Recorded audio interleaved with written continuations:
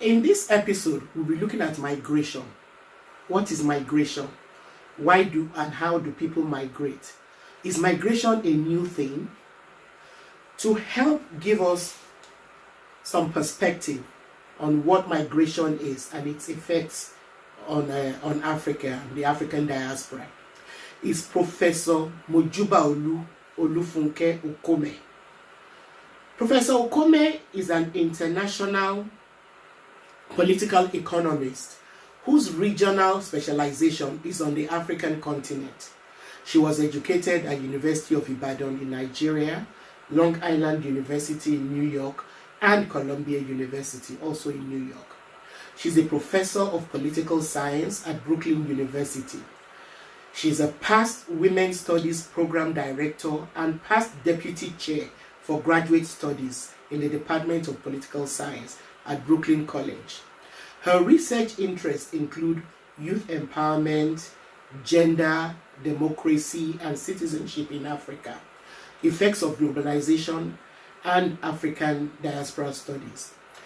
Her most recent publications are two edited books, State Fragility, State Formation, and Human Security in Nigeria, and Contesting the Nigerian State, Civil Society and the Contradictions of Self-Organization.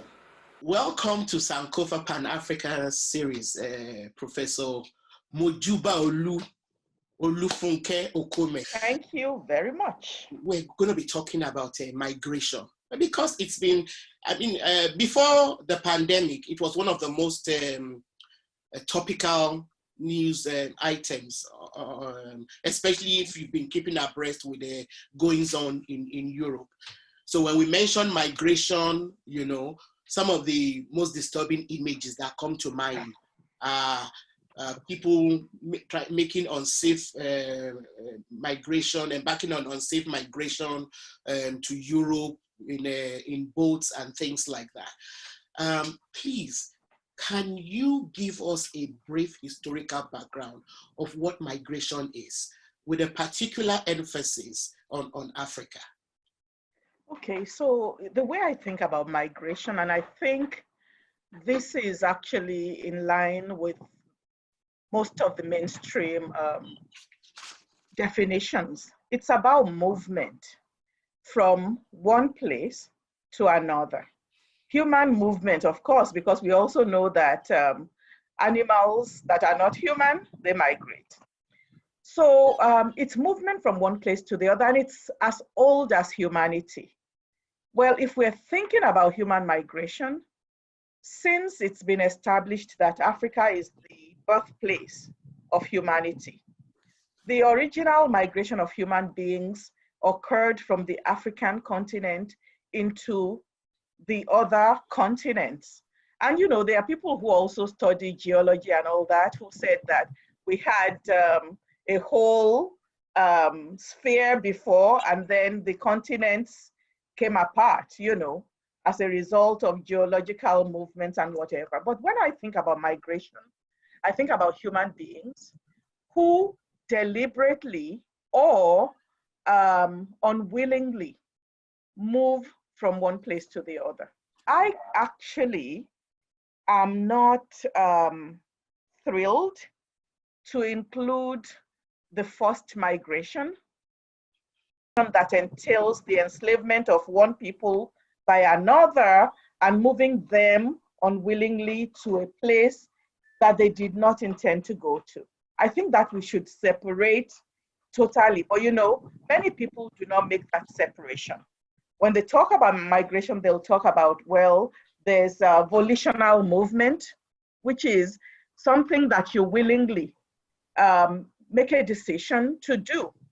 And that is assumed to not be constraining, that a person just chooses to move from one place to another. And there are so many different explanations that scholars give about that. There are mainstream neoliberal scholars who just make an economic argument. You are an individual, you see better economic opportunities elsewhere, and you do the cost-benefit analysis, you move to take advantage of those better economic conditions. Of course, they do not really think about non-economic issues that might compel a person to move from one place to the other.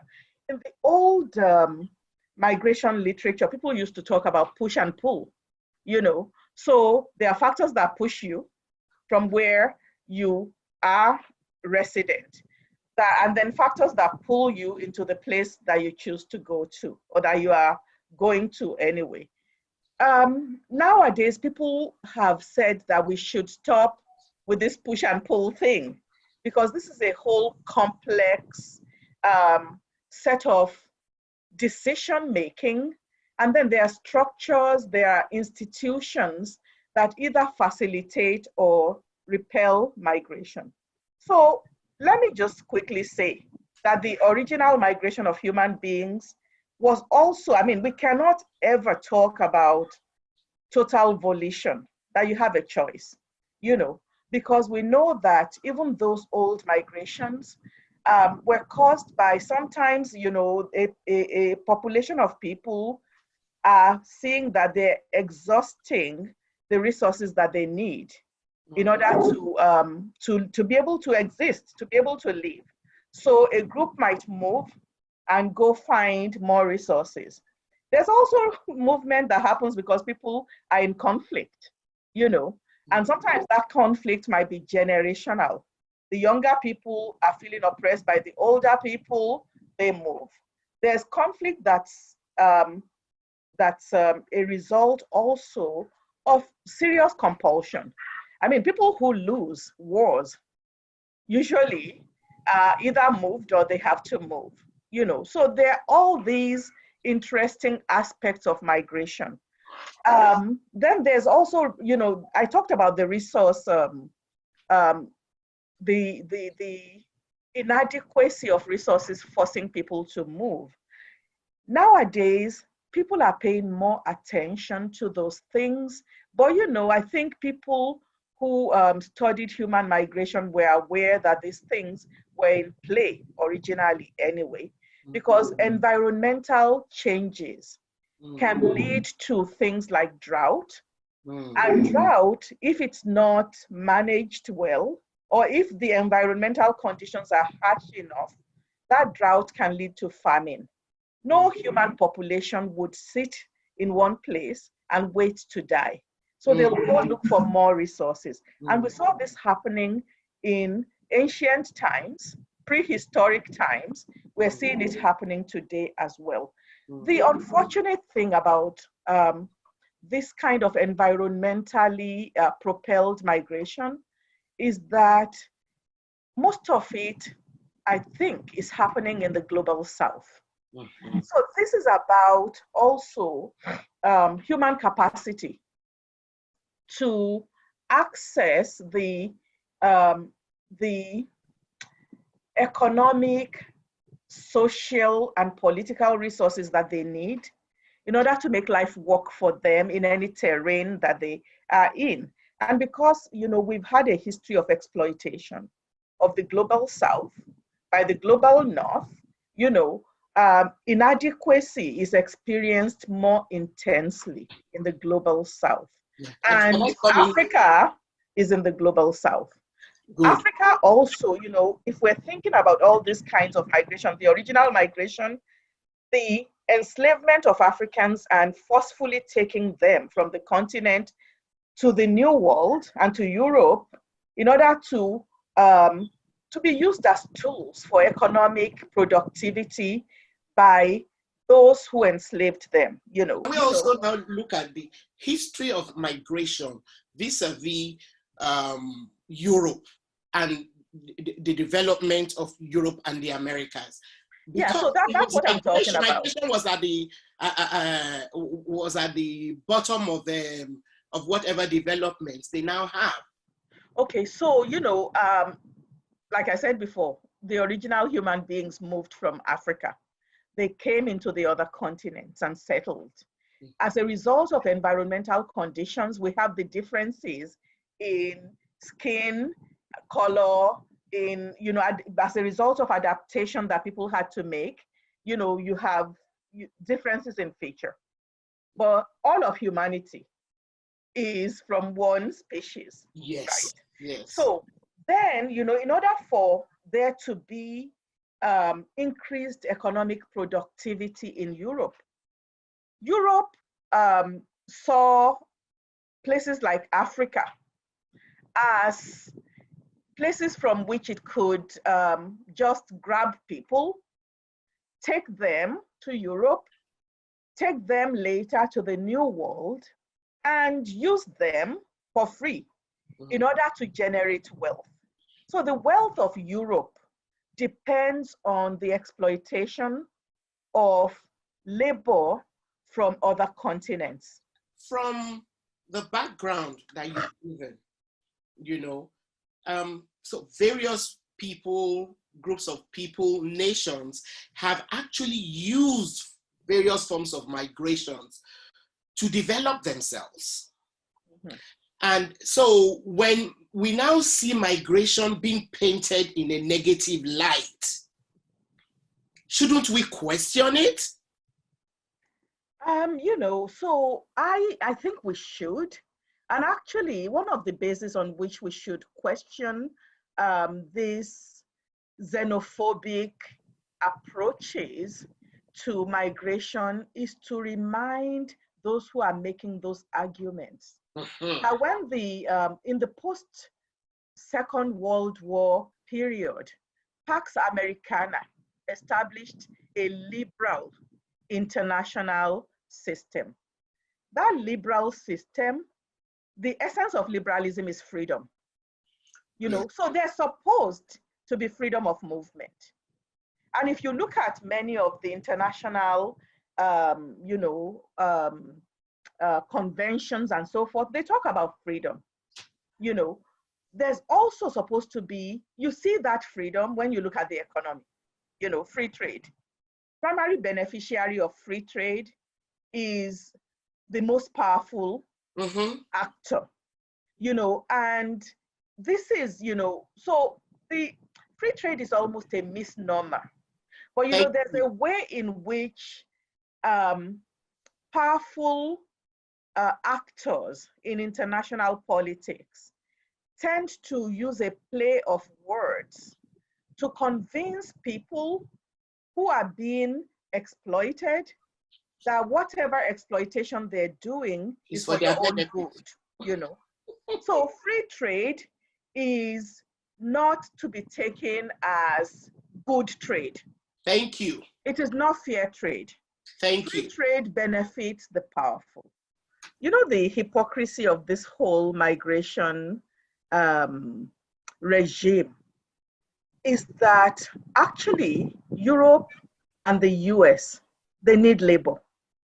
They could not do without migrant and immigrant workers.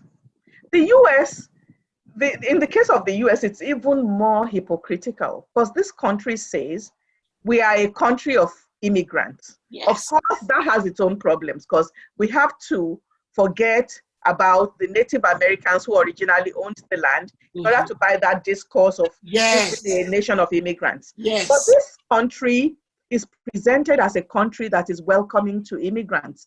The Statue of Liberty itself is a symbol of that kind of embrace. Bring me your tired, your poor, and all that. Okay, so, but if you look at most American middle class and wealthy American households, they cannot women cannot be professionals without having nannies, women who are mothers, without having nannies who are predominantly third world people. They're coming from the global south. Many of those women leave their own children to come and be either maids or nannies here to take care of other people's children. The restaurants, if you look at the staff in the restaurants, they're predominantly new immigrants. If you look at the service economy, it's full of immigrants. Look at the nurses. They're from the third, in the US, Filipino nurses, African nurses, West Indian nurses are predominant population. Even in terms of the doctors, You know, it's a lot of immigrants. Now, professors, there are so many Nigerian professors here, you know. Same here. And then if you look at it, the people who are harvesting crops are also immigrants. So how is this, if immigrants stop working for 1 week, the economy of the United States of America and the economy of Europe will crash. And you can see that in the COVID era, because Portugal and some other European states are deciding to put a moratorium on their immigration laws and allow for immigrant workers to harvest crops, because they don't, if the immigrant workers don't, all these crops are going to spoil and it's going to cause a food crisis, and so on and so forth. So they need workers. There are also countries like Italy that cannot replace their population without having immigration. So they need an aging population. Now, they do not want everybody. They want a certain kind of people. So I think their first choice is to have white people.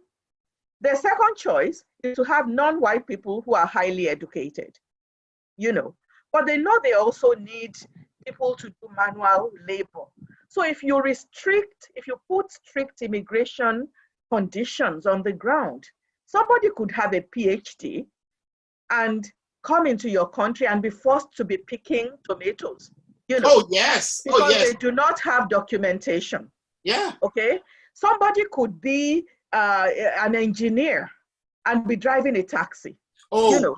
So, you know, there is a lot of hypocrisy, a lot of racism, and a lot of exploitation. So if you make conditions hard and you criminalize migration, then people are going to be scared enough to just take any wages in order to survive, you know. So, and I thought that we were making a breakthrough in terms of the migration regime when around the end of the Obama administration, they said, oh, we need to have a global migration discussion, and they started it. But the US was leading that. And now with the Trump administration, the US is more interested in criminalizing, vilifying, brutalizing immigrants and stirring up xenophobia towards them. So what I'm arguing in brief is the economies of Europe and the US, the economies of the global north, and Japan, by the way, they need immigrant labor, okay? But in order to get that immigrant labor cheaply, they're not going to put laws in place that enable for people to live their lives in dignity with the right paperwork so that they can do the work that they're trained for. It's for them better to exploit people, put them in all these substandard places where people are forced to live, you know, those camps, and act as if these are people who are disposable, you know. Meanwhile, they need them. Okay. So it's a stranglehold on the economic South. Yes. Our natal homes, you know, are rendered virtually inhabitable by all kinds of, you know, international economic policies. And then when people try to get out to look for better places, a better future for themselves and their offspring, they are criminalized. So what is the way forward? Okay. How do we remove these hands that are strangling, you know, that are this chokehold? Okay, so let me quickly kind of talk about causes of migration, because I think we've concentrated on the economic, and it's important, you know. But in terms of the migration regime, economic causes of migration are treated as if they are illegitimate. Okay? Yeah. So conflict, however, is treated as a serious enough reason why a person would want to move. So there's an international refugee convention. Yes. Okay. Now, you would also notice that many of the global North countries are not respecting the refugee convention. Because the refugee convention has this law, it's a French word, non-refoulement or whatever, that, you know, if a person comes and claims refugee status, you are not supposed to send them back to the place where they have a well-founded fear of persecution, and you are supposed to, or where their life is in danger, you are supposed to give them a chance to show you evidence that they are facing those conditions. And until that process is over, it's usually a lengthy process, you are not supposed to deport that person. I want to also say that majority of African immigrants are actually in African soil. You know, they haven't left Africa. They go from one African country to other African countries. Yeah. Okay. Majority of African refugees are also in the African continent. So you have this paradox where majority of the countries that are receiving and welcoming to immigrants and refugees are actually poor countries themselves. Okay, so let's lay that aside. Another cause of migration is environmental. You have desertification that's happening, and we can just focus on the Lake Chad Basin region. In that region, there's encroachment of desert. Lake Chad itself has dried up to just a fraction of its original size. This is causing people to move because they need water. You know, people who also were fishermen and women, they need a new means of livelihood. People who have livestock, they need water, they need grass for their livestock. You know, so this is causing population of people who are doing all those, all that kind of work to move into areas that they didn't occupy before. Now, there are people who occupy that land. It's causing conflict, okay? There are also people who are fleeing from conflict, and we can think of any number of cases in the African continent. So the environmental refugees, the conflict-produced refugees are not supposed to be turned away by anybody, and they're being turned away. Now, people have paid more attention to the Syrians, okay? Yes. Because the Middle East is more important to the powerful countries in the scheme of things because of their geopolitics. So we kind of don't see other movements of people because people don't cover them until people die in large numbers. But we don't even cover all the deaths, okay? So the deaths in the Sahara, nobody's covering that. There's horrors that's happening in Libya, and we focus on Libya, not remembering that the Europeans are actually also responsible for some of what is happening in North Africa. Because what the arrangement they have with North African countries that are close to their borders is that they should stop these migrants from coming, okay?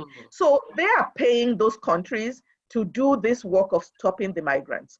The horrors in Libya is because the person they were paying before has now been eliminated, Gaddafi.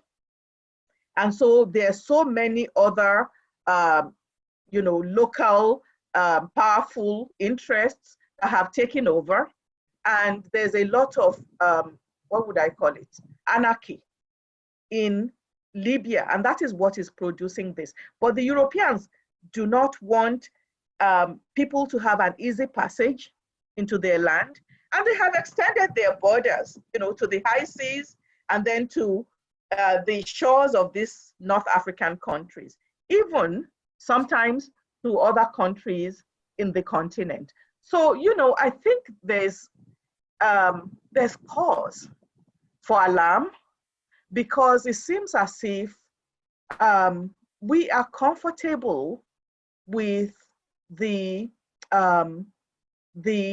uncertainties and the brutalities and the fatalities that occur for many irregular migrants, you know, who make these dangerous passages because they have nothing else going, or you know, they kind of feel that using their cost benefit analysis, if I can just make it to Europe, I'm going to be able to make enough money to take care of my family. And you can see this in the ways in which people make economic decisions. Remittances have been recognized now as a very huge contributor to national development. In some African countries, remittances are larger than official development assistance from global north countries, you know.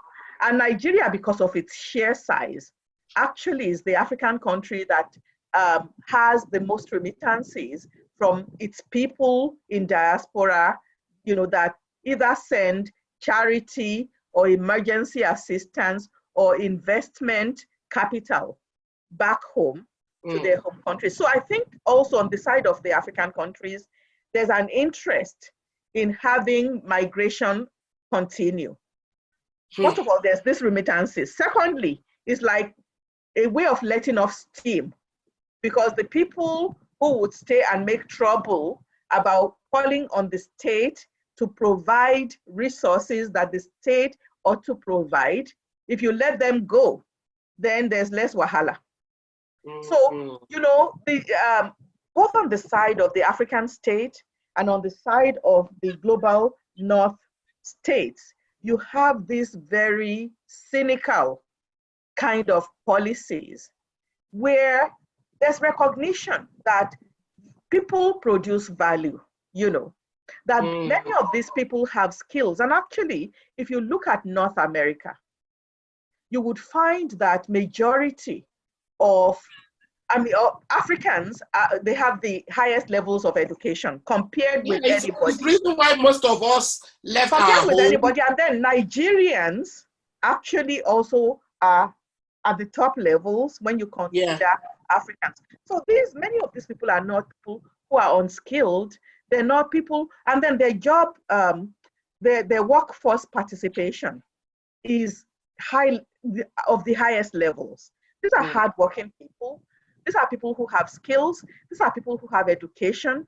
What you also find, unfortunately, is that the earnings that are available to them and the economic opportunities that are available to them amount to, in terms of the economic opportunities, underemployment, because they're not using all their skills. In terms of earnings, they're not earning at levels that are commensurate with their level of education and their experience, you know. So this is exploitative. But, you know, when people are making the cost-benefit analysis and you're thinking about the exchange rate of dollars to naira, when they come here, they are able to, you know, to make economic sense of making that move, because our economy is in the doldrums as a result of the structural adjustment. But I remember I came to the US in 1981. You take 1 naira and you get $2. Yes, that's the condition under which I came. Now it's almost At the time, 150. Thank you. Naira so, you know, when you think about those kinds of exchange rates, any kind of rational economic actor would find earning dollars to be more, just makes more sense than earning naira, you know. So we allow the global north to make economic calculus and decide where they can make profit and go there. But we do not allow the global south to do that. Thank you. And we don't discuss that when we talk about human rights, when we talk about equity, when we talk about justice, when we talk about migration, you know. And I think all these things have to be brought to the table. And one thing that COVID is showing us, right, is that the world now has an opportunity to take seriously matters of equity matters of economic justice, Mm. matters of, even just human security. Yes. So that we realize that we're all in this together. Yeah. You cannot remain COVID-free if it continues to ravage places in the economic south. So exactly. it is And our from what problem. we're seeing, it seems as if the economic south is a collective problem suffering as much, from this COVID. I don't know why, So what we need to do also as the global south, when the age of colonization was ending, there was the group of 77, which became the non-aligned movement. What people were saying at that time was that there needed to be redistribution. And there were discussions about the new international economic order in the United Nations system. Those talks, they were exciting. They took place in the 1980s and up until the early 90s, and they fizzled out because the global north does not want to redistribute. It does not want equity. It does not want economic justice. I think those talks have to be revived, This brings me to the question. We have a lot of resources that we own in our soil, on our land, including human resources. It is about time that we took hold of our own circumstances, but you can't do that without power. So undergirding all these arrangements is the fact that there's military power, and that advantage lies with the global north. I think that it is about time that we had a rethinking of how to reorganize our world. But nobody is going to hand that to us in the global south, and we cannot get it as individual countries. Right. What roles can Africans in diaspora play, in bringing about this, reorganizing of the global economy, of equity, and all of that? What role can we play? Can people in diaspora play? And by Africans in diaspora, I'm not only talking about African immigrants.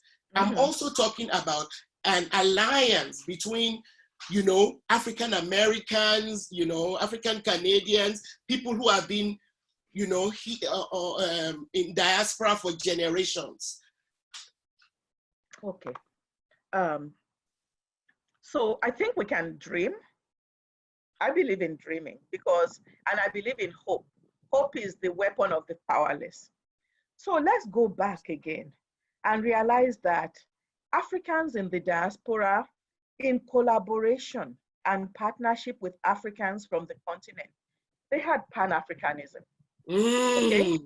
And there were those Pan-African congresses that were they dreamt big about all African peoples, regardless of where they are in the world, uniting in order to build Africa and contribute to African development.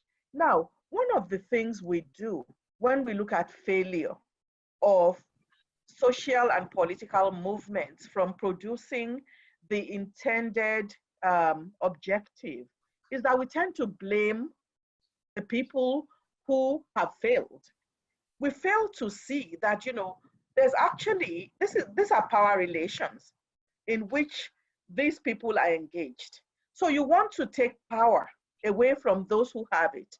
You want to deny them easy access to the resources that they have taken, whether you like it or not. And nobody considers that there's going to be a pushback. And you saw that with the Pan-African movement, it got up to a certain level, and it was not even able to bring African unity. The OAU that was produced was the vision of those who didn't believe in Pan-Africanism. So one thing that we need to do is to become more united. And when I say, or maybe form coalitions, because we also have to realize that we do not have identical interests. So we need to form coalitions, and those coalitions have to be with the objective of reviving the spirit of Pan-Africanism. But as we are saying that, we have to also realize that the people of the old diaspora are themselves overexploited and they've been brutalized here. So what is Africa offering them? Because at the end of the day, you understand, also plays a major role in the way the world is currently ordered. Race plays a role. Right.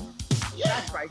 So what is Africa offering to the diaspora that they're going to